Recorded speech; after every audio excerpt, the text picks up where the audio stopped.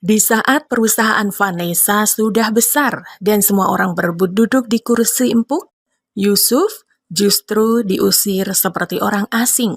Padahal sejak awal, lelaki santri itu yang ikut menahan lapar, menutup utang, dan menjaga para pekerja kecil tetap bertahan.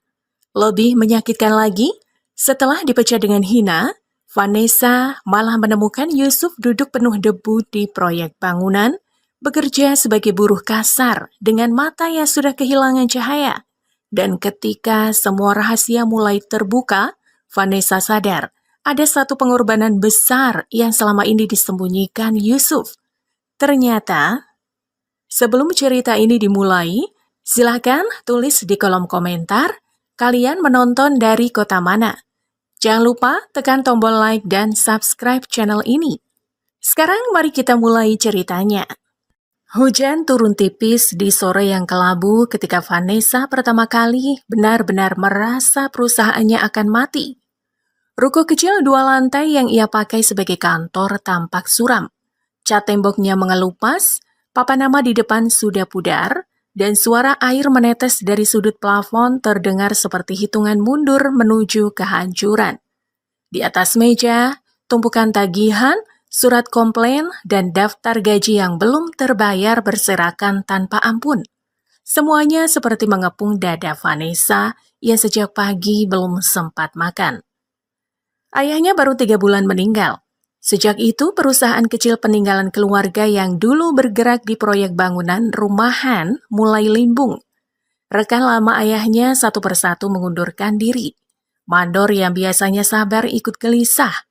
Tukang mulai menagih upah. Pemasok material menolak kirim barang sebelum tunggakan lama dilunasi. Vanessa duduk sendiri di kursi kayu yang mulai goyah, menahan tangis yang sudah menggantung di pelupuk mata sejak siang. Usianya baru 28 tahun, tapi dunia seolah menagih ketegaran seperti pada orang yang sudah hidup puluhan tahun lebih lama. Ia tahu banyak orang diam-diam menunggu dirinya jatuh. Anak perempuan, kata mereka, tidak akan sanggup memegang perusahaan bangunan. Terlalu lembut, terlalu naif, terlalu mudah hancur. Di tengah kekacauan itu, pintu kantor terbuka perlahan. Seorang lelaki masuk dengan peci hitam sederhana, kemeja putih yang sudah agak kusut, dan sandal yang basah oleh hujan. Wajahnya teduh, tapi tampak letih seperti orang yang baru selesai menempuh perjalanan jauh. Ia membawa map coklat lusuh di tangan kirinya, lalu berdiri beberapa langkah dari meja Vanessa tanpa banyak suara. "Apa benar ini kantor Bu Vanessa?" tanyanya pelan. Vanessa mengangkat wajah. "Iya, ada perlu apa?"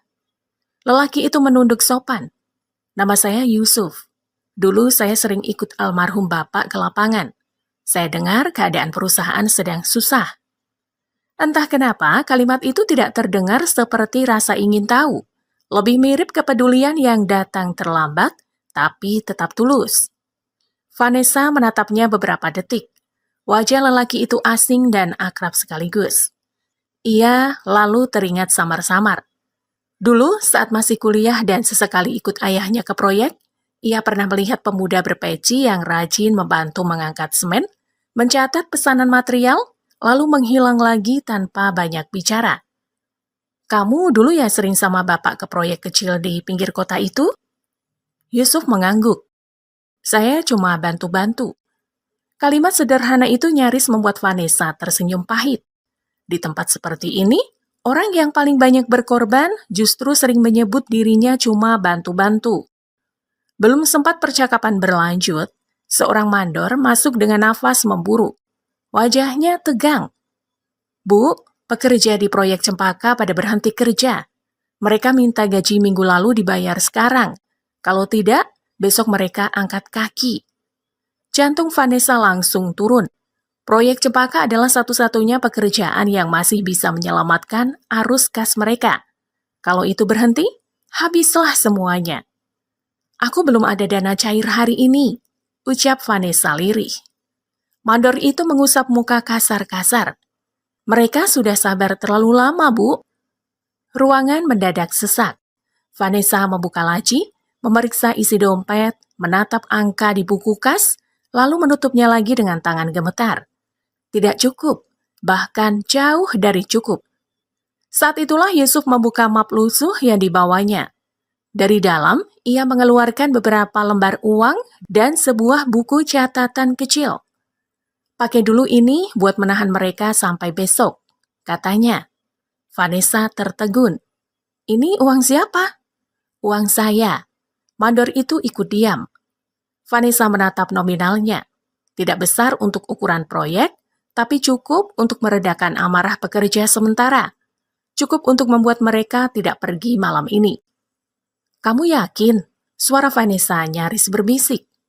Yusuf menatapnya tenang. Kalau para pekerja pulang dengan perut kosong, besok yang runtuh bukan cuma proyeknya. Kalimat itu jatuh pelan, tapi menghantam keras. Sore itu Yusuf ikut pergi ke proyek bersama Mandor. Ia berbicara pada para pekerja satu persatu. Tidak ada nada tinggi, tidak ada janji manis berlebihan, hanya kata-kata tenang, tatapan jujur, dan uang seadanya yang diserahkan tanpa pamer. Aneh sekali, orang-orang yang tadinya marah mulai luluh. Beberapa mengangguk, beberapa masih menggerutu tapi tidak jadi pergi. Malamnya Yusuf kembali ke kantor membawa laporan kasar kondisi lapangan. Ia menuliskan kebutuhan semen, bata, besi, dan jumlah tukang yang masih bisa dipertahankan sampai 2 hari ke depan.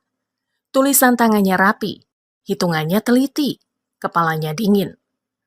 Vanessa memandang lelaki itu diam-diam saat lampu kantor yang redup memantulkan bayangan lelah di dinding. Di tengah semua orang yang menjauh ketika perusahaan hampir tenggelam, justru Yusuf datang tanpa diminta. Tidak membawa jabatan, tidak membawa syarat, tidak membawa bahasa besar. Ia datang seperti orang yang sejak awal sudah memutuskan akan tetap tinggal, bahkan sebelum tahu apakah tempat ini masih bisa diselamatkan atau tidak. Menjelang tengah malam, hujan turun lebih deras. Air mulai merembes dari sela jendela. Vanessa yang tertidur sebentar di meja terbangun karena suara langkah pelan. Ia melihat Yusuf sedang memindahkan tumpukan dokumen ke sudut yang kering, lalu menaruh ember di bawah titik bocor agar arsip proyek tidak rusak. Gerakannya hati-hati, seperti orang yang sedang menjaga sesuatu yang lebih berharga daripada kertas-kertas itu sendiri. Untuk pertama kalinya sejak ayahnya pergi, Vanessa merasa tidak benar-benar sendirian. Di luar, hujan memukul atap seng dengan bunyi yang keras dan panjang.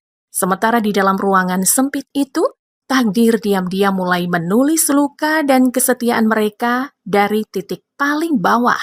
Sejak malam hujan itu, Yusuf tidak pernah benar-benar pergi dari sisi perjuangan Vanessa. Pagi hari ia sudah ada di proyek sebelum para tukang datang. Siang hari ia bolak-balik mengurus pembelian bahan, memeriksa kiriman pasir, lalu menenangkan mandor yang mulai panik karena jadwal kerja terus mundur. Malam hari saat kantor mulai sepi dan lampu jalan di luar memantul redup ke kaca jendela, Yusuf masih duduk di lantai sambil menghitung kebutuhan esok hari dengan pensil pendek yang hampir habis. Ia bekerja seperti orang yang tidak sedang mencari upah, melainkan sedang menjaga nyawa sesuatu yang tidak boleh mati. Vanessa yang awalnya hanya menganggap Yusuf sebagai penolong sementara, lama-lama bergantung pada ketenangannya. Di saat dirinya sering limbung oleh tekanan, Yusuf justru seperti tanah yang diam tetapi kuat menahan pijakan. Ia tidak pandai merangkai kalimat indah. Ia juga tidak pernah berusaha dekat dengan cara yang berlebihan. Namun setiap kali Vanessa merasa semuanya nyaris runtuh, Yusuf selalu muncul membawa jalan keluar sekecil apapun itu. Saat pemasok besi menolak kiriman karena tunggakan lama, Yusuf datang sendiri ke gudang mereka dengan motor tua yang suaranya batuk-batuk. Ia pulang menjelang maghrib dengan pakaian penuh debu dan selembar nota di tangan. Mereka kasih waktu 3 hari, katanya singkat. Vanessa menatapnya kaget. Bagaimana caramu meyakinkan mereka? Yusuf tersenyum tipis. Saya titip jam tangan. Vanessa terdiam. Itu satu-satunya barang bagus yang kamu punya. Yang penting pekerjaan jalan dulu. Kalimatnya ringan, seolah yang ia lepaskan bukan apa-apa. Padahal Vanessa tahu jam tangan itu peninggalan orang tuanya. Sejak hari itu, rasa hormat di hati Vanessa tumbuh diam-diam, seperti akar yang merambat pelan tetapi dalam. Bulan-bulan berlalu, satu proyek kecil selesai dengan baik. Lalu datang proyek berikutnya. Nama perusahaan mereka mulai dikenal di beberapa kawasan. Tidak besar, belum mewah, tetapi cukup untuk membuat orang berhenti meremehkan. Vanessa mulai lebih percaya diri masuk ke pertemuan dengan calon klien. Ia belajar berbicara tegas, berpakaian rapi, dan menyembunyikan lelah di balik senyum yang semakin terlatih. Di sisi lain, Yusuf tetap sama. Ia masih lebih sering makan nasi bungkus di tangga belakang kantor. Ia masih memilih duduk bersama kuli bangunan daripada ikut rapat kecil di depan. Terkadang Vanessa mengajaknya makan di luar setelah pertemuan dengan klien selesai, tetapi Yusuf sering menolak halus. "Saya masih harus ke lapangan," ucapnya. Padahal Vanessa tahu, kadang ia menolak bukan karena sibuk, melainkan karena merasa tempat-tempat terang itu bukan dunianya. Ketika perusahaan mulai membaik, orang-orang baru mulai berdatangan. Ada staf administrasi yang lebih rapi. Ada pengawas proyek yang berbicara dengan istilah-istilah baru. Ada konsultan yang menyarankan citra perusahaan dibuat lebih modern agar tampak meyakinkan di mata klien besar. Sedikit demi sedikit, suasana berubah. Kantor kecil mereka dicat ulang, meja tua diganti, logo baru dipasang di dinding depan. Vanessa mulai sibuk menghadiri undangan dan pertemuan. Dalam perubahan itu, Yusuf tetap berdiri di tempat yang sama, seperti batu penyangga yang dibiarkan tertutup semen halus agar gedung terlihat lebih indah.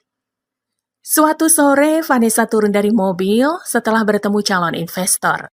Ia mengenakan blazer krem baru, rambutnya tertata rapi, dan sepatu bersih mengkilap. Saat masuk ke area belakang kantor, ia melihat Yusuf sedang memperbaiki pipa yang bocor sambil jongkok di tanah becek. Celananya kotor, pecinya miring, dan kedua tangannya penuh lumpur. Mereka saling menatap sesaat. Vanessa hendak mengatakan sesuatu, tetapi dua staf baru yang ikut bersamanya justru saling berbisik sambil menahan senyum kecil. Tatapan mereka ke arah Yusuf bukan tatapan hormat, melainkan tatapan meremehkan yang dibungkus sopan santun tipis. Vanessa menangkap itu. Yusuf pun pasti menangkapnya. Namun lelaki itu hanya berdiri, mengusap tangan pada kain lap, lalu berkata pelan, "Calon investornya setuju?" Vanessa mengangguk. Mereka mau lanjut pembicaraan. Syukur. Hanya satu kata itu. Tidak ada ucapan selamat panjang. Tidak ada usaha mengambil bagian dari keberhasilan. Ia kembali membenahi pipa yang rusak seperti kemenangan tadi bukan hasil kerja yang juga dibangunnya dari awal. Malamnya, Vanessa duduk sendiri di kantor baru yang mulai terasa asing. Dari jendela kaca, ia melihat Yusuf masih berada di halaman belakang, membantu dua pekerja memindahkan sisa material ke gudang. Lampu kuning memantulkan bayangannya panjang di tanah. Sosok itu tampak kecil dari jauh, tetapi anehnya justru terasa paling kokoh. Dan tanpa Vanessa sadari, di saat perusahaan mulai tumbuh tinggi, jarak kecil yang tak kasat mata juga mulai tumbuh perlahan di antara mereka. Perusahaan Vanessa akhirnya benar-benar naik ke tingkat yang dulu hanya berani mereka bayangkan diam-diam. Mereka pindah ke kantor yang lebih luas. Dindingnya bersih, ruang rapatnya dingin, meja-mejanya rapi, dan nama Vanessa mulai disebut dalam pertemuan para pengusaha muda. Beberapa proyek besar masuk hampir bersamaan, membuat semua orang sibuk dari pagi sampai malam. Telepon tak pernah sepi, berkas menumpuk, mobil keluar masuk halaman kantor seperti arus yang tak berhenti. Di tengah semua itu, Yusuf tetap menjadi orang pertama yang datang dan terakhir pulang. Ia memeriksa bahan di lapangan, mencocokkan jumlah pengiriman, mengecek upah pekerja, dan memastikan tidak ada tukang yang pulang dengan wajah muram. Tetapi perubahan suasana mulai terasa. Jika dulu semua orang memanggilnya dengan hormat, kini banyak pegawai baru bahkan tidak tahu seberapa besar peran Yusuf sejak awal. Bagi mereka, Yusuf hanya lelaki lapangan berpeci hitam dengan pakaian sederhana dan sepatu berdebu. Suatu pagi, Vanessa memperkenalkan orang baru dalam rapat. Namanya Arga. Penampilannya rapi, bicaranya licin, senyumnya tipis, dan matanya tajam, seperti selalu menghitung sesuatu di balik kepala orang lain. Ia datang sebagai orang kepercayaan investor, ditempatkan untuk membantu merapikan keuangan dan sistem perusahaan agar terlihat lebih profesional di mata klien besar. Sejak awal, Yusuf tidak merasa tenang melihatnya. Bukan karena iri, bukan karena takut tersaingi. Ada sesuatu dalam cara Arga memandang orang-orang kecil yang membuat dada Yusuf terasa tidak enak. Lelaki itu terlalu pandai tersenyum pada atasan, tetapi terlalu cepat merendahkan orang yang dianggap tak berguna. Beberapa hari setelah masuk, Arga mulai mengubah banyak hal. Ia memindahkan beberapa pekerja lama ke bagian pinggir. Ia menyuruh staf administrasi hanya menerima laporan yang sudah lewat jalur resmi. Ia juga mulai sering berkata bahwa perusahaan besar harus punya wajah baru, bukan terus mempertahankan cara lama yang terlalu kampungan. Kata kampungan itu tidak pernah ia tujukan langsung pada Yusuf, tetapi semua orang tahu kemana arah racunnya. Suatu siang, Yusuf datang ke ruang administrasi membaca catatan pengeluaran lapangan. Ia hendak menyerahkan daftar kebutuhan semen dan upah tambahan untuk pekerja yang lembur. Staf baru di meja depan menerima map itu sambil ragu. Pak Arga bilang semua laporan harus diketik, tidak boleh tulisan tangan, katanya pelan. Yusuf menatap map di tangannya. Tulisan itu rapi, lengkap, dan selama bertahun-tahun tidak pernah bermasalah. Kalau menunggu diketik, tukang bisa telat dibayar malam ini, ucap Yusuf. Staf itu tampak serba salah. Saya cuma menjalankan arahan. Yusuf tidak marah. Ia berbalik dan memilih mengetik sendiri data itu di komputer lama yang sering macet. Jemarinya kaku. Ia tidak secepat pegawai kantor, tetapi ia berusaha. Saat itulah Arga lewat dan berhenti beberapa langkah darinya. Kalau perusahaan mau maju, semua orang harus tahu tempatnya. Kata Arga ringan tetapi cukup keras untuk didengar beberapa staf lain. Yusuf mengangkat wajah. Tempat saya di mana menurut Bapak? Arga tersenyum kecil. Di lapangan, bukan di sistem yang sekarang sudah lebih rapi. Kalimat itu tampak sederhana, tetapi menghina dengan cara paling halus. Bukan mengusir, hanya menaruh seseorang di sudut paling rendah sambil berpura-pura itu hal yang wajar. Sore harinya, Vanessa masih sibuk menerima tamu dari luar kota. Ia tak melihat percakapan itu. Ia juga tak tahu bahwa Yusuf pulang lebih malam karena harus membenahi laporan yang ditahan. Ketika semua orang sudah pergi, Yusuf masih duduk sendiri di meja ujung, ditemani layar komputer yang berkedip pelan dan suara pendingin ruangan yang terlalu dingin untuk tubuh lelah seperti miliknya.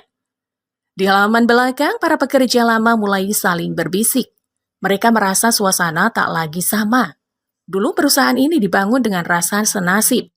Kini perlahan-lahan muncul dinding yang membelah orang kantor dan orang lapangan, orang rapi dan orang berdebu, orang yang boleh bicara dan orang yang cukup disuruh diam.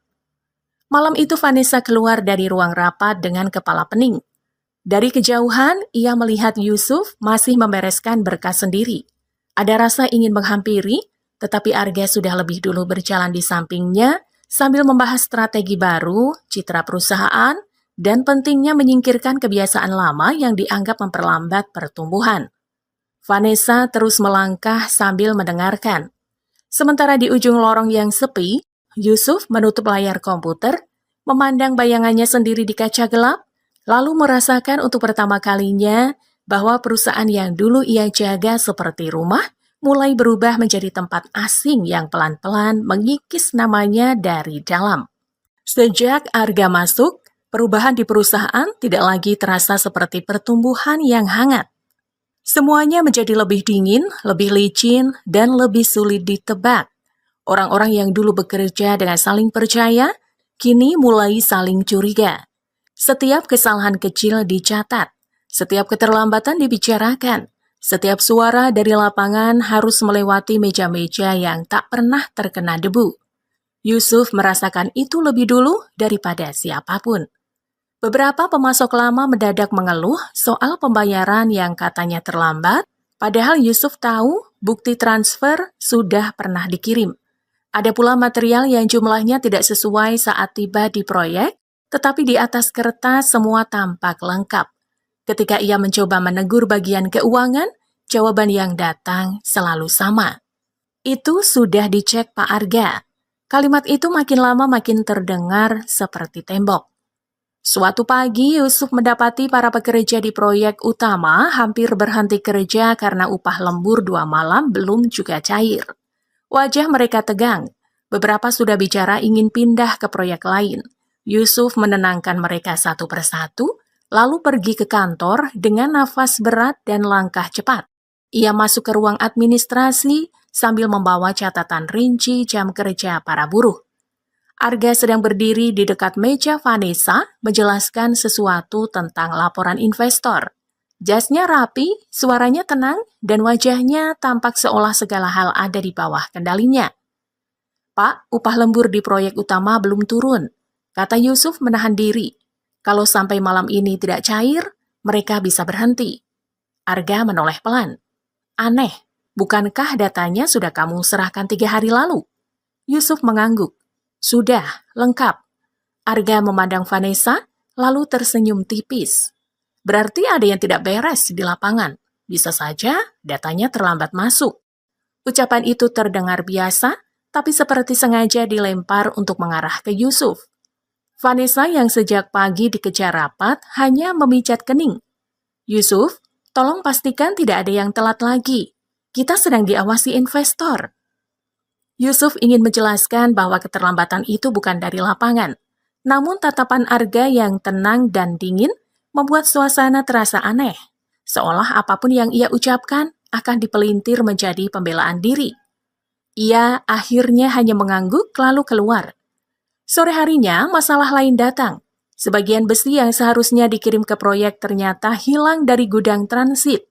Jumlah di nota tidak cocok dengan barang yang sampai. Mandor lapangan panik. Yusuf memeriksa sendiri dokumen pengiriman dan menemukan tanda tangan penerimaan yang mirip miliknya, tetapi goresannya terasa asing. Ia membolak-balik kertas itu lama, dada mulai dingin. Seseorang sedang bermain sangat rapi. Malamnya Yusuf memilih tidak pulang. Ia kembali ke gudang, memeriksa catatan masuk keluar barang, lalu diam-diam memotret beberapa dokumen yang terasa janggal. Ada angka yang diubah. Ada nota lama yang disalin ulang. Ada nama perusahaan pemasok yang tidak pernah ia kenal sebelumnya. Semakin ia buka, semakin terasa bahwa lubang ini dibuat bukan untuk sekedar mencuri uang, melainkan juga untuk menjatuhkan orang tertentu. Saat Yusuf hendak pergi, ia mendengar suara dari ruang kecil di belakang gudang. Itu suara Arga. Lelaki itu sedang berbicara melalui telepon, nadanya rendah namun jelas. Tenang saja. Orang lapangan seperti dia paling mudah disalahkan. Tinggal tunggu waktunya. Yusuf membeku di balik rak semen. Nafasnya tertahan. Jari-jarinya menggenggam ponsel erat sampai ruas tangannya memutih. Beberapa detik kemudian langkah Arga mendekat. Yusuf segera mematikan layar ponselnya dan bergerak ke sisi gelap gudang. Bau semen, kayu basah, dan karat memenuhi udara. Ia bisa mendengar detak jantungnya sendiri seperti dipukul dari dalam dada. Arga berhenti tidak jauh dari tempatnya berdiri tersembunyi. Lalu suara korek api terdengar kecil. Rupanya ia sedang menyalakan rokok. Aku sudah bilang, gumam Arga pelan pada dirinya sendiri. Perusahaan besar tidak butuh orang seperti Yusuf. Setelah langkah itu menjauh, Yusuf baru berani bernafas lebih dalam. Malam sudah larut. Gudang nyaris gelap. Di tangannya ada beberapa foto dokumen yang mungkin bisa menjadi awal jawaban. Tetapi di hatinya ada perasaan yang jauh lebih berat dari sekedar curiga. Ia mulai sadar ia sedang disusun di belakang punggungnya bukan cuma kecurangan, melainkan jebakan yang pelan-pelan sedang dipintal agar satu hari nanti namanya jatuh lebih dulu sebelum kebenaran sempat membuka mulut. Pagi setelah kejadian di gudang, Yusuf datang ke kantor dengan mata yang kurang tidur.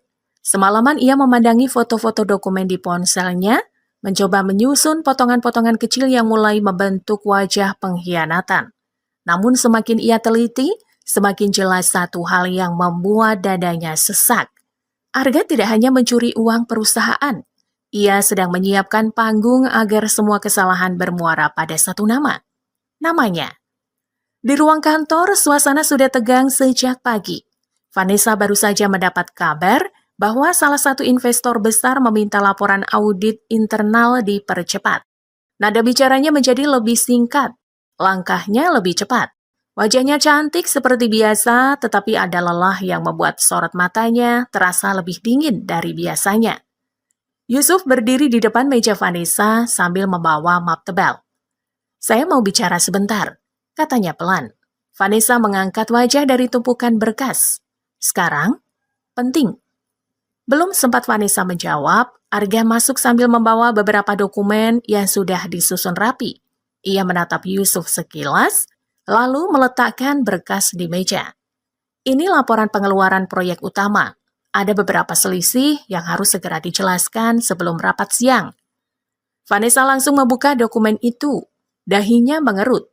Yusuf datang melihat sendiri beberapa angka yang terasa asing. Ada pengeluaran material yang tak pernah ia setujui. Ada tanda terima yang mirip tulisannya. Ada catatan persetujuan lapangan yang memakai namanya. "Itu bukan tanda tangan saya," ucap Yusuf tegas. Arga menghela nafas seolah kecewa. "Mas Yusuf, kita sedang bicara data, bukan perasaan." Kalimat itu seperti pisau tipis yang sengaja digesek perlahan. Yusuf maju satu langkah. "Saya punya alasan kuat untuk curiga ada permainan di bagian gudang dan pembelian." Vanessa menatap Yusuf. Ada harapan kecil di mata lelaki itu, harapan agar kali ini ia didengar. Tetapi detik berikutnya, Arga membuka map lain dan mengeluarkan beberapa salinan nota. "Kalau memang mau bicara permainan, justru semua jejak mengarah ke lapangan," katanya tenang. "Pengeluaran liar, barang hilang, selisih stok, semua paling banyak tercatat di bawah pengawasan Mas Yusuf." Ruangan itu tiba-tiba terasa sempit. Vanessa menutup map perlahan. "Yusuf, kenapa semua ini bisa terjadi?" Nada itu tidak tinggi, tidak meledak. Justru karena itulah Yusuf merasa lebih sakit. Bukan amarah yang ia dengar, melainkan bibit keraguan. "Saya sedang berusaha cari buktinya," jawab Yusuf. Arga tersenyum tipis. "Lucu sekali. Saat ada masalah, yang keluar malah kalimat sedang cari bukti." Yusuf menoleh tajam, tetapi masih menahan diri. "Saya tahu ada yang sedang menjebak saya." "Siapa?" "Saya belum bisa bicara sekarang." Vanessa meletakkan pulpen di meja dengan pelan, tetapi bunyinya tetap terasa keras di telinga Yusuf. "Kalau kamu memang tahu sesuatu, kenapa dari kemarin diam?" Yusuf terdiam. Ia tidak bisa menjelaskan semuanya saat itu juga. Bukti yang ia punya masih serpihan. Ia juga belum tahu sejauh mana jaring Arga di dalam perusahaan. Satu langkah salah bisa membuat semua lenyap sebelum sempat dibuka. Namun diamnya justru terdengar seperti pengakuan yang belum selesai. Rapat siang itu menjadi pukulan pertama yang benar-benar menggeser posisi Yusuf di mata orang-orang. Beberapa staf mulai meliriknya dengan curiga. Bisik-bisik terdengar saat ia lewat di lorong. Bahkan pekerja lapangan yang dulu selalu percaya mulai tampak gelisah karena nama Yusuf disebut-sebut dalam masalah upah dan material. Menjelang maghrib, Vanessa memanggil Yusuf ke ruangannya lagi. Kali ini hanya mereka berdua. "Aku mau jujur," kata Vanessa pelan. "Aku capek. Banyak hal datang bersamaan. Investor mendesak, proyek kacau, dan semua data terus mengarah ke kamu." Yusuf memandang wajah wanita itu lama. Ada ribuan kalimat ingin keluar, tetapi yang paling berat justru bukan tuduhan orang lain. Yang paling berat adalah melihat Vanessa mulai berdiri di ambang ketidakpercayaan. "Kalau Mbak Vanessa pun mulai ragu, saya tidak tahu lagi harus berdiri di mana," katanya lirih. Vanessa menunduk, lalu memejamkan mata sejenak. Barangkali ia juga terluka. Barangkali ia sedang bimbang. Namun kebimbangan itu tetap terasa seperti pintu yang perlahan ditutup dari dalam. Saat Yusuf keluar dari ruangan, langit di luar jendela sudah gelap. Lampu kantor memantulkan bayangannya sendiri di kaca lorong. Langkahnya masih tenang, tetapi di dalam dadanya ada sesuatu yang mulai retak halus, seperti tembok lama yang diguyur hujan terus-menerus, sampai akhirnya tak lagi mampu menahan beban.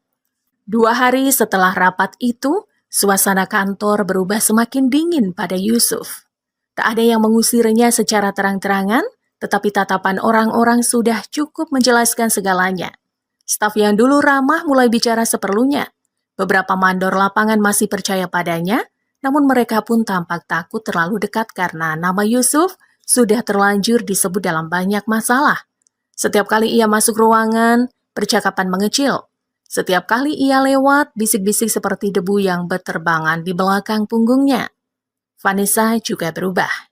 Ia tetap memanggil Yusuf saat ada urusan penting, tetapi suaranya kini lebih resmi, lebih pendek, lebih berhati-hati. Tidak ada lagi tatapan hangat seperti saat mereka dulu sama-sama berjaga di kantor kecil sampai larut malam. Yang tersisa hanya jarak yang makin nyata, seperti dinding bening yang tidak terlihat tetapi terasa dingin saat disentuh. Menjelang malam, Yusuf hendak pulang ketika Arga menghampirinya di area parkir bawah. Lampu di sana redup, suasananya sepi. Hanya ada suara kipas ventilasi dan bunyi langkah sepatu Arga yang memantul pelan di lantai semen. "Mas Yusuf," panggilnya santai. "Ada yang mau saya bicarakan." Yusuf berhenti, tetapi tidak menjawab. Arga mendekat sambil memasukkan tangan ke saku celana. Wajahnya tenang, terlalu tenang untuk seseorang yang sedang dikejar banyak masalah. Dari saku jasnya, ia mengeluarkan satu lembar kertas, lalu menyodorkannya ke depan. Mata Yusuf langsung tertuju pada nama sebuah pesantren kecil di bagian atas surat itu. Dadanya menegang. "Itu tempat yang sering kamu bantu ya?" ujar Arga pelan. "Saya baru tahu, ternyata kamu rajin sekali kirim donasi ke sana." Yusuf menatap Arga tajam. "Maksud Bapak apa?" Arga tersenyum tipis. "Tidak usah tegang, saya cuma ingin kamu paham posisi." Ia lalu membuka layar ponselnya dan memperlihatkan beberapa foto. Ada gambar bangunan pesantren yang sederhana, beberapa anak kecil sedang duduk mengaji, dan satu foto pengasuh pesantren yang sedang berbicara dengan seseorang di gerbang. Yusuf langsung mengenali tempat itu. Tangannya mengepal tanpa sadar. "Dunia ini kecil," lanjut Arga. "Kalau saya mau, bantuan rutin perusahaan ke sana bisa berhenti. Bahkan bukan cuma itu, saya juga bisa bikin mereka diperiksa macam-macam sampai repot sendiri." Nafas Yusuf tertahan. "Kenapa Bapak bawa-bawa mereka?" Suaranya rendah, tetapi bergetar. "Karena saya tahu, orang seperti kamu tidak takut kehilangan pekerjaan. Tapi kamu takut kalau orang lain ikut kena akibatnya." Kalimat itu menghantam tepat ke tempat paling rapuh dalam diri Yusuf. Arga melangkah lebih dekat. "Mulai hari ini, kamu diam saja. Jangan sok jadi pahlawan. Jangan bawa foto, jangan buka mulut, jangan ajak Vanessa berpikir macam-macam. Biar semua ini selesai pada satu nama. Toh orang seperti kamu paling mudah dipercaya bersalah." Yusuf menatap wajah itu lama. Rasanya darah di tubuhnya mengalir lebih panas dari biasanya. Ia ingin memukul, ingin menyeret semua kebusukan itu ke hadapan Vanessa malam itu juga. Tetapi bayangan anak-anak pesantren yang tertawa di halaman, pengasuh tua yang sering sakit, dan karung-karung beras yang selalu datang dari uang hasil kerja kerasnya mendadak memenuhi kepala. Kalau ia bergerak ceroboh, mereka bisa ikut hancur. Arga merapikan kerah bajunya sendiri, seolah baru saja membahas urusan kecil yang tak berarti. "Pilihannya gampang, Mas Yusuf. Kamu jatuh sendirian, atau semua ikut saya buat susah." Setelah itu ia pergi, meninggalkan bau parfum yang menusuk di udara sempit parkiran. Yusuf berdiri mematung beberapa saat. Di tangannya, ponsel yang berisi foto-foto bukti terasa mendadak berat. Bukan karena datanya, melainkan karena mulai malam itu setiap kebenaran harus dibayar dengan ancaman yang menyentuh orang-orang tak bersalah. Saat ia kembali naik ke atas untuk mengambil map yang tertinggal, pintu ruang Vanessa sedikit terbuka. Dari celah itu, Yusuf melihat Vanessa sedang duduk sendiri di depan meja, memadangi berkas audit dengan wajah letih. Ada satu surat di antara tumpukan itu. Surat pemeriksaan internal atas proyek utama, dan di bagian bawahnya tertera daftar nama yang akan dipanggil pertama. Nama Yusuf ada di urutan paling atas. Ia tidak jadi masuk. Ia hanya berdiri sesaat di lorong yang sunyi, lalu mundur pelan. Di balik kaca jendela kantor, Lampu kota tampak berkilau jauh dan asing, sementara di dalam dadanya, Yusuf mulai menelan luka yang tak bisa lagi ia bagi kepada siapapun. Sejak malam di parkiran itu, Yusuf berubah menjadi lebih sunyi. Ia tetap datang ke kantor, tetap turun ke lapangan, tetap memeriksa bahan dan upah para pekerja seperti biasa. Tetapi dari sorot matanya, ada sesuatu yang seolah dipaksa padam. Ia tidak lagi mencoba menjelaskan terlalu banyak. Ia juga tidak lagi membela diri saat beberapa staf mulai berbisik di belakang punggungnya. Semua kata-kata yang dulu masih sempat tertahan di bibir, kini seperti dikubur hidup-hidup di dalam dada. Vanessa melihat perubahan itu meski ia tidak sepenuhnya mengerti penyebabnya. Ada saat-saat kecil yang terasa aneh. Ketika Vanessa memanggil Yusuf ke ruangannya, lelaki itu tetap datang dengan sopan, tetapi jawabannya makin singkat. Ketika Vanessa bertanya tentang proyek utama, Yusuf hanya memberi laporan seperlunya, lalu mundur perlahan. Tidak ada lagi keberanian tenang yang dulu selalu membuat Vanessa merasa ada orang yang bisa menahan keadaan tetap waras. Yang tersisa sekarang hanya lelaki lelah yang seolah sedang menahan beban terlalu besar sendirian. Sementara itu, Arga makin bebas bergerak. Ia semakin sering menemani Vanessa dalam rapat, semakin sering menyodorkan data yang rapi, semakin sering menanam kalimat-kalimat kecil yang terdengar masuk akal, tetapi perlahan menggerogoti kepercayaan. Perusahaan ini terlalu besar untuk dikelola dengan perasaan. Kita tidak bisa terus melindungi orang lama kalau buktinya bermasalah. Yang paling berbahaya justru orang yang dipercaya terlalu lama.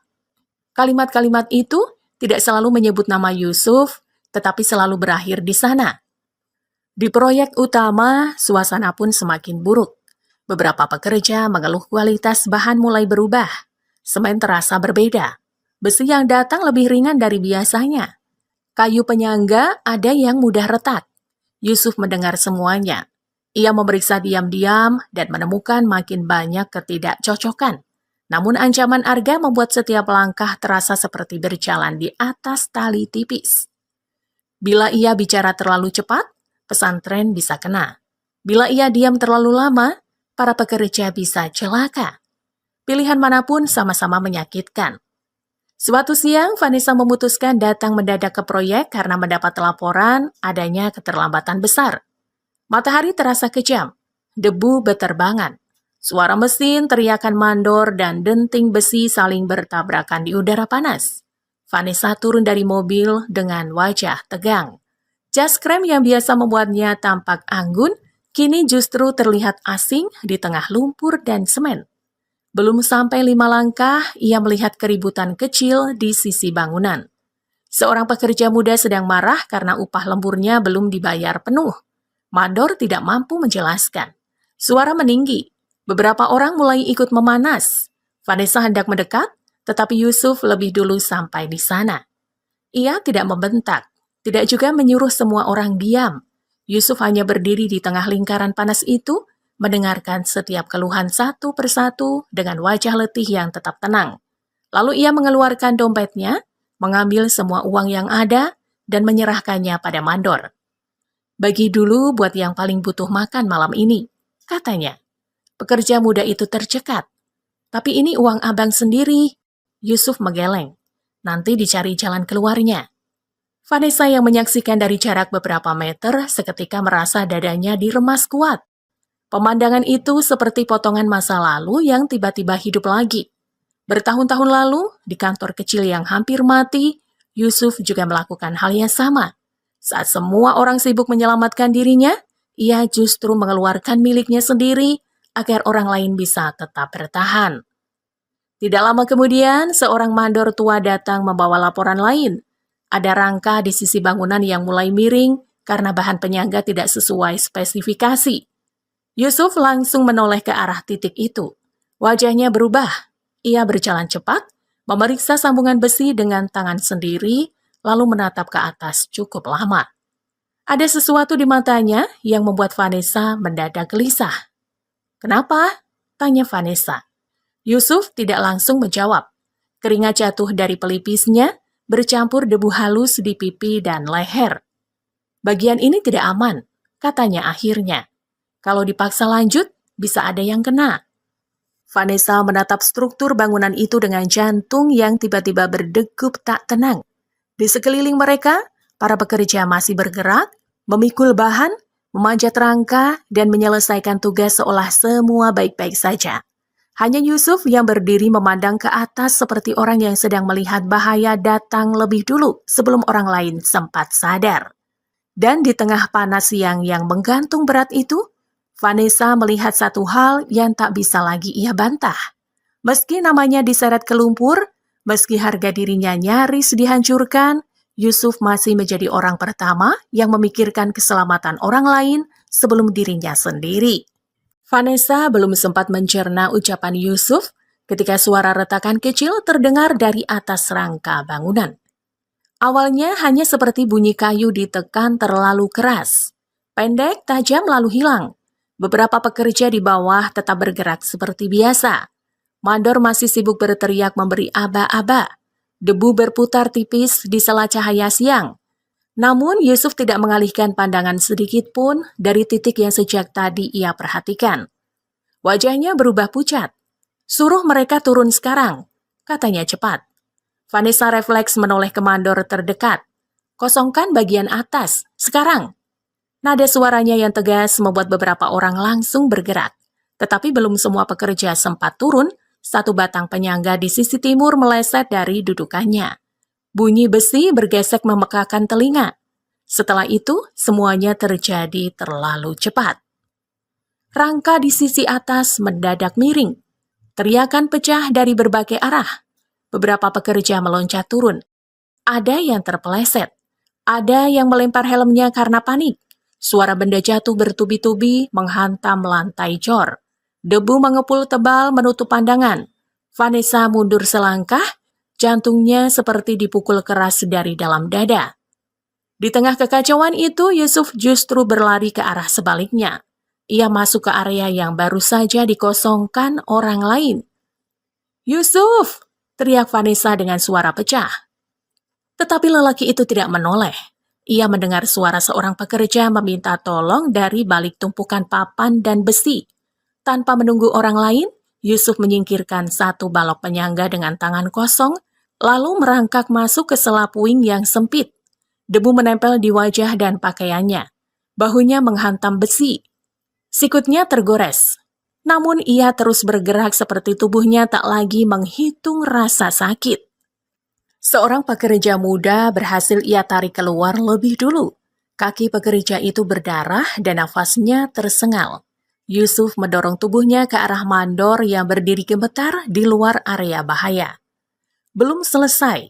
Dari dalam masih terdengar suara lemah lain. Yusuf masuk lagi. Vanessa berdiri membeku beberapa detik, lalu akhirnya berlari mendekat. Sepatu dan ujung blazernya kotor oleh tanah basah dan semen. Untuk pertama kalinya dalam waktu yang sangat lama, semua rapat, investor, dan citra perusahaan mendadak terasa tidak ada artinya. Yang ada di depan matanya hanya satu lelaki yang selama ini dicurigai, difitnah, dan dijauhkan, tetapi justru menjadi orang pertama yang masuk ke bahaya untuk menyelamatkan orang lain. Retakan kedua terdengar lebih keras. Satu papan berat jatuh dari sisi atas dan menghantam bahu kiri Yusuf tepat saat ia berhasil menopang pekerja lain yang setengah pingsan. Tubuhnya oleng, wajahnya menegang menahan sakit, tetapi ia tetap memaksa berdiri.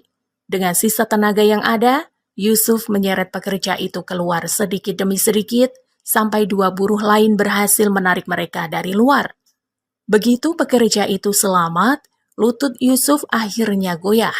Ia jatuh terduduk di atas debu, nafasnya berat, bibirnya pecah, dan lengan kirinya gemetar tidak wajar. Vanessa langsung berlutut di depannya. Tangannya yang halus kini memegang bahu Yusuf yang penuh debu dan keringat. Air matanya jatuh tanpa ia sadari. Ada ketakutan, ada penyesalan, ada rasa bersalah yang selama ini berusaha ia tekan tetapi kini meledak sekaligus. "Kenapa kamu masih nekat masuk?" bisiknya. Yusuf membuka mata perlahan. Di wajahnya yang pucat masih ada sisa ketenangan yang aneh. Karena dari dulu yang saya jaga bukan gedungnya, ucapnya pelan, tapi orang-orang kecil di dalamnya. Kalimat itu menghantam Vanessa lebih keras daripada suara runtuh tadi. Tak lama kemudian ambulans datang. Para pekerja yang selamat dibawa satu persatu keluar area proyek. Dalam kekacauan itu, seorang mandor tua menyerahkan ponsel Yusuf yang terjatuh di dekat puing. Layarnya retak tetapi masih menyala. Saat Vanessa menerimanya, sebuah folder foto terbuka sendiri. Isinya membuat darah di tubuhnya terasa dingin. Foto nota palsu, foto material berbeda spesifikasi, foto dokumen gudang yang diubah, lalu satu rekaman suara pendek cukup jelas untuk membuat nafas Vanessa berhenti. Di dalam rekaman itu, terdengar suara Arga yang rendah dan dingin, sedang mengucapkan kalimat yang langsung mematahkan sisa keraguan dalam hati Vanessa. Orang lapangan seperti dia paling mudah disalahkan. Vanessa menatap layar ponsel itu dengan tangan gemetar. Di depan ambulans, Yusuf sedang diperiksa petugas medis dengan wajah semakin pucat. Debu masih berterbangan di udara siang, tetapi bagi Vanessa, saat itu semuanya mendadak menjadi sangat jelas dan sangat terlambat. 2 hari setelah bangunan itu hampir memakan korban, Vanessa mengumpulkan seluruh jajaran perusahaan dalam rapat besar yang suasananya jauh berbeda dari biasanya. Tak ada senyum basa-basi, tak ada obrolan ringan sebelum rapat dimulai. Ruang itu dipenuhi wajah tegang, kursi-kursi terasa penuh, dan udara dingin yang terasa menusuk sampai ke tulang. Di meja paling depan, Vanessa duduk dengan wajah pucat. Matanya sembab, tetapi tatapannya jauh lebih keras dari hari-hari sebelumnya. Di sampingnya layar proyektor sudah menyala. Beberapa map tebal tersusun rapi di hadapannya. Arga datang dengan jas gelap dan sikap yang masih berusaha tenang. Ia duduk seperti biasa, seolah semua masih berada dalam kendalinya. Namun pagi itu Vanessa tidak menunduk pada tumpukan angka seperti dulu. Ia berdiri perlahan, memandang satu persatu orang di ruangan, lalu membuka rapat dengan suara yang berat. Hari ini saya tidak mau bicara target, investor, atau citra perusahaan. Hari ini saya mau bicara tentang pengkhianatan. Ruangan langsung hening. Vanessa menekan tombol pertama. Muncul foto-foto dari ponsel Yusuf, nota pembelian palsu, material yang tidak sesuai, tanda tangan yang dimanipulasi, tanggal transaksi yang berubah, nama perusahaan bayangan yang selama ini menjadi jalan keluar uang perusahaan. Satu demi satu bukti tampil di layar seperti luka yang dibuka paksa di depan semua orang. Wajah beberapa direksi berubah. Sebagian staf saling menatap panik. Mandor-mandor lapangan yang duduk di baris belakang tampak menahan nafas. Arga masih berusaha bertahan. Bukti seperti itu bisa saja dipotong-potong. Kita tidak tahu dari mana asalnya. Vanessa menatapnya dingin. Lalu ia memutar rekaman suara dari ponsel Yusuf. Suara Arga terdengar jelas di seluruh ruangan. Orang lapangan seperti dia paling mudah disalahkan. Kalimat itu jatuh seperti palu. Tidak ada lagi ruang untuk berkelit. Tidak ada lagi senyum licin yang bisa menyelamatkan keadaan. Wajah Arga mendadak kaku. Jemarinya yang tadi tenang kini saling menggenggam lebih kuat di atas meja. Vanessa belum berhenti. Ia mengeluarkan bukti aliran dana, salinan dokumen gudang, dan surat ancaman yang menghubungkan semua permainan itu pada satu tangan. Namun, yang paling membuat ruangan terasa sesak bukanlah bukti kejahatan Arga, melainkan saat Vanessa mengeluarkan map tua berwarna coklat. Tangannya gemetar ketika membuka isi map itu. Ada surat jaminan utang perusahaan lama atas nama Yusuf. Ada bukti penjualan tanah warisan. Ada catatan pembayaran gaji tukang dari uang pribadi. Ada salinan donasi untuk pesantren kecil di masa perusahaan mereka hampir bangkrut. Lalu dengan suara yang pecah, Vanessa memutar rekaman lama dari almarhum ayahnya. Suara lelaki tua itu lemah, tetapi cukup jelas untuk membuat semua orang menunduk.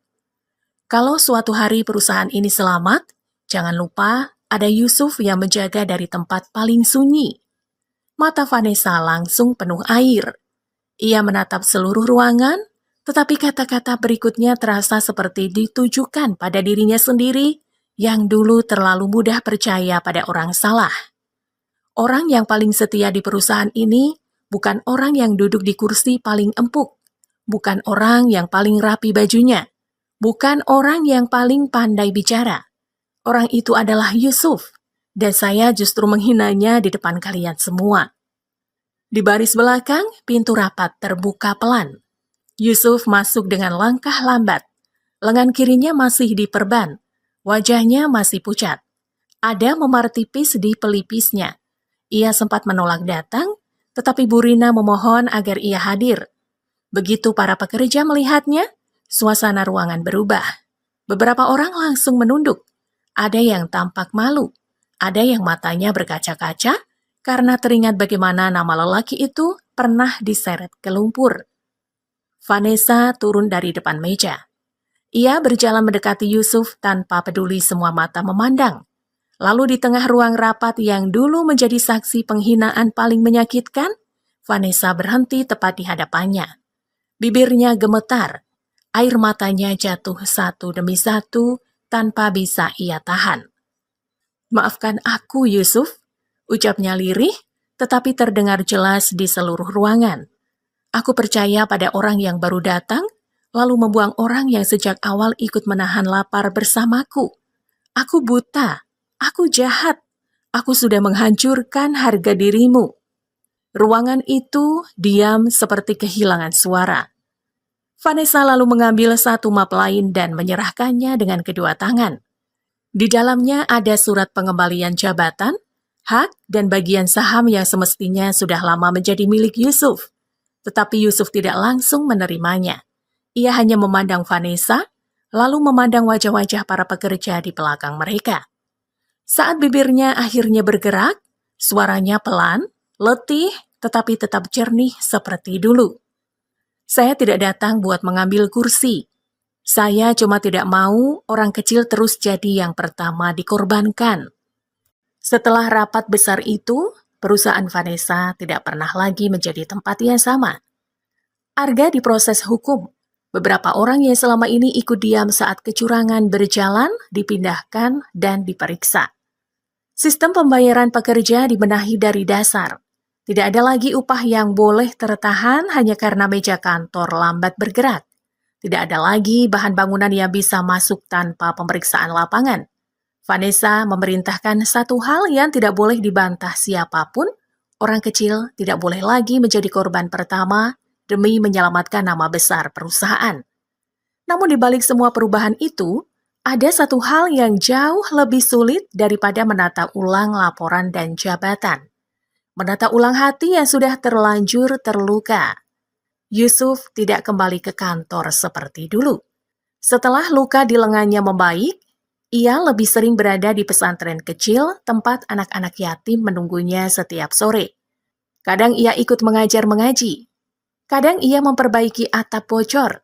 Kadang ia hanya duduk di serambi sambil mendengarkan anak-anak bercerita dengan mata yang jauh lebih tenang daripada saat masih berada di tengah hiruk-pikuk perusahaan. Vanessa beberapa kali datang menemuinya. Bukan lagi dengan rombongan, bukan lagi dengan sopir yang menunggu di depan, dan bukan lagi dengan jarak seperti seorang atasan pada bawahan. Ia datang sendiri. Kadang membawa beras, kadang membawa buku tulis, kadang hanya membawa rasa bersalah yang belum habis. Di depan Yusuf, semua kemewahan yang selama ini melekat pada dirinya terasa luruh begitu saja. Yang tinggal hanya seorang perempuan yang sedang belajar menerima bahwa luka paling dalam kadang lahir dari tangan yang pernah dipercaya. Suatu sore, Vanessa mengajak Yusuf melihat sebuah lahan kosong di pinggir kota. Tempat itu dulunya hampir dijual kepada pihak lain. Kini tanah itu dibersihkan, diratakan, dan mulai dibangun perlahan. Di sana ada beberapa rumah sederhana yang sedang dikerjakan, lengkap dengan halaman kecil dan saluran air yang layak. Di sisi lain, berdiri bangunan sekolah mungil yang dindingnya masih setengah dicat. Di depan gerbangnya, sebuah papan kayu tertancap rapi. Yusuf membaca tulisan di sana dengan nafas yang tiba-tiba terasa berat. Nama ibunya tertera di papan itu. Vanessa berdiri beberapa langkah di sampingnya, menahan air mata yang sudah penuh di pelupuk. "Aku tidak bisa mengembalikan semua yang hilang," katanya pelan. "Tapi aku ingin sesuatu dari pengorbananmu hidup untuk banyak orang." Yusuf tidak segera menjawab. Angin sore berembus pelan, membawa bau semen basah, tanah, dan rumput yang baru dipotong. Dari kejauhan terdengar suara anak-anak tertawa. Para pekerja yang membangun rumah-rumah itu bukan orang asing. Banyak di antara mereka adalah buruh lama yang dulu pernah ditolong Yusuf saat upah mereka tertahan dan hidup mereka hampir roboh. Beberapa bulan kemudian, tempat itu selesai. Rumah-rumah kecil berdiri rapi, tidak mewah tetapi hangat. Sekolah sederhana itu dipenuhi suara mengaji dan langkah kaki anak-anak yang berlarian di pagi hari. Di beranda samping, Vanessa sengaja membuat satu ruang terbuka untuk perpustakaan kecil. Rak-raknya belum penuh, tetapi setiap buku yang datang seperti menambah nyawa pada tempat itu. Hari peresmian dibuat tanpa kemegahan berlebihan. Hanya ada pekerja, ibu-ibu, anak-anak pesantren, dan beberapa pegawai lama yang datang dengan mata berkaca-kaca. Tidak ada musik keras, tidak ada pidato panjang yang dipoles indah. Yang terdengar hanya salam, tawa kecil, suara piring, dan sesekali isak yang ditahan diam-diam. Vanessa menyerahkan map yayasan kepada Yusuf di depan semua orang. "Saya tidak pantas meminta apa-apa," katanya dengan suara bergetar. "Tapi kalau suatu hari kamu bisa memaafkan saya, biarkan tempat ini jadi saksi bahwa kesetiaanmu tidak hilang sia-sia." Yusuf memegang map itu lama. Wajahnya tetap tenang, tetapi matanya basah. Ia memandang rumah-rumah kecil yang kini ditempati para buruh, memandang anak-anak yang duduk lesehan membaca Iqra, lalu memandang nama ibunya yang terpahat di gerbang sekolah. Sesudah itu, ia menoleh pada Vanessa. Tidak ada kata-kata besar, tidak ada janji yang dibuat indah. Hanya tatapan yang pelan-pelan tidak lagi dipenuhi luka setajam dulu. Menjelang asar, langit berubah keemasan. Anak-anak mulai berlarian ke halaman. Beberapa buruh duduk di teras rumah baru mereka sambil menatap keluarga masing-masing dengan mata yang masih tak percaya. Vanessa berdiri dalam diam, sementara Yusuf melangkah pelan ke depan gerbang sekolah kecil itu, menyentuh papan nama ibunya dengan jemari yang pernah penuh luka, lalu membiarkan angin sore membawa pergi sisa-sisa getir yang selama ini ia simpan sendiri.